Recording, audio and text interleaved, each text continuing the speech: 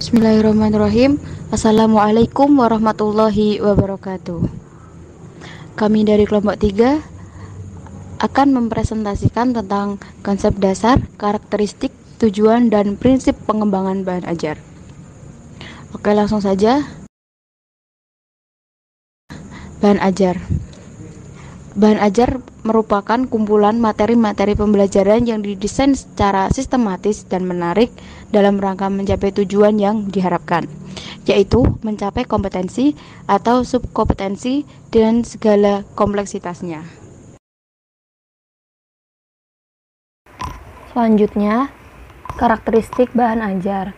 Menurut Widodo dan Jasmadi, bahan ajar memiliki beberapa karakteristik, yaitu self-instructional, self-contained, stand-alone, adaptive, dan user-friendly. Karakteristik bahan ajar yang pertama yaitu self-instructional, yakni bahan ajar yang dapat membuat peserta didik mampu membelajarkan diri sendiri dengan bahan ajar yang dikembangkan. Maksudnya, bahan ajar ini disusun untuk dapat digunakan secara mandiri oleh peserta didik dalam suatu proses pembelajaran. Selanjutnya, karakteristik bahan ajar yang kedua yaitu self-contained, yakni seluruh materi pelajaran dari satu unit kompetensi atau subkompetensi yang dipelajari terdapat di dalam satu bahan ajar secara utuh. Jadi, karena seluruh materi pelajaran ini telah ada di dalam satu bahan ajar yang utuh dan lengkap, maka peserta didik nantinya tidak perlu bergantung dengan bahan ajar yang lainnya, karena yaitu tadi di dalam satu bahan ajar ini telah ada seluruh materi pelajaran. Kemudian karakteristik bahan ajar yang ketiga yaitu stand alone, yakni bahan ajar yang tidak bergantung pada bahan ajar lain atau tidak harus digunakan bersama-sama dengan bahan ajar lain. Selanjutnya yang keempat yaitu adaptive, yakni bahan ajar yang hendaknya memiliki daya adaptif yang tinggi terhadap perkembangan ilmu dan teknologi.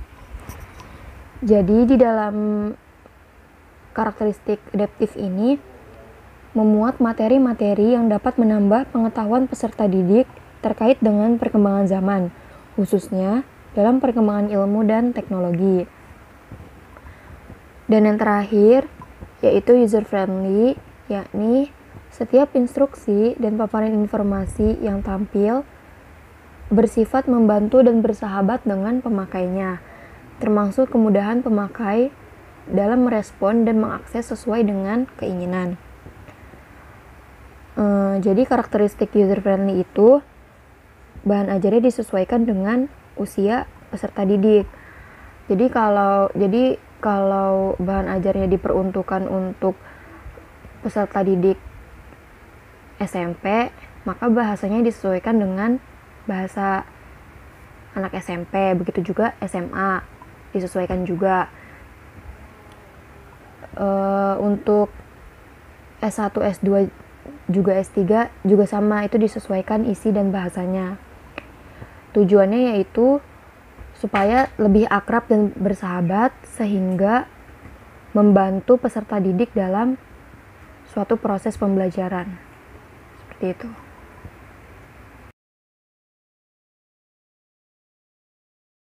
Kemudian tujuan. Yang pertama, menyediakan bahan ajar yang sesuai dengan tuntutan kurikulum dengan mempertimbangkan kebutuhan peserta didik, yakni bahan ajar yang sesuai dengan karakteristik dan setting atau lingkungan sosial peserta didik. Kemudian yang kedua, membantu peserta didik dalam memperoleh alternatif bahan ajar di samping buku-buku teks yang terkadang sulit diperoleh.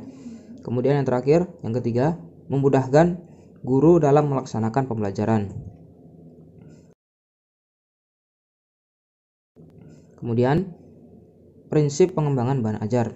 Yang pertama, relevansi. Materi pembelajaran hendaknya relevan, memiliki keterkaitan dengan pencapaian standar kompetensi dan kompetensi dasar. Kemudian yang kedua, konsistensi, yaitu keajekan antara bahan ajar dengan kompetensi dasar yang harus dikuasai siswa. Misalnya, kompetensi dasar yang harus dikuasai siswa 4 macam, maka bahan ajar yang harus diajarkan juga harus meliputi 4 macam.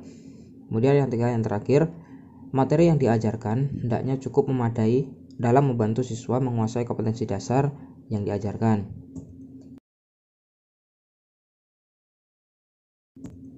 Sekian dan terima kasih. Wassalamualaikum warahmatullahi wabarakatuh.